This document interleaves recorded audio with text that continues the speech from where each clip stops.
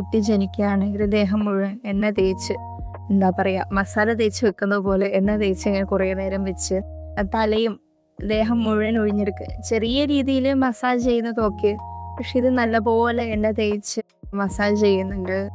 അപ്പം സാറ് ഇതിനോട് എന്താണ് പറയാനുള്ളത്? സോ യൂഷ്വൽ ബേബി മസാജ് നമ്മൾ നല്ലതാണെന്ന് തന്നെ പറയാം. പ്രത്യേകിച്ച് ഓയിലൊക്കെ യൂസ് ചെയ്ത് massage as A development therapist നിങ്ങൾ എന്തായാലും അഡ്വൈസ് ചെയ്യുന്നുണ്ടോ? പക്ഷെ നമ്മളെപ്പോഴും ജെൻറ്റിൽ മസാജാണ് പറയാം.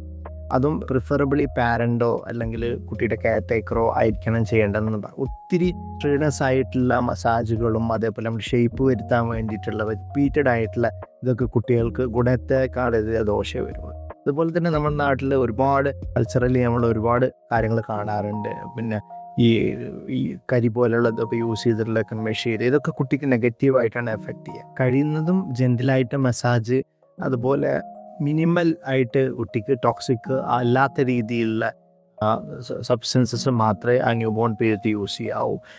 അത് ശ്രദ്ധിക്കേണ്ട ഒരു കാര്യം തന്നെയാണ്.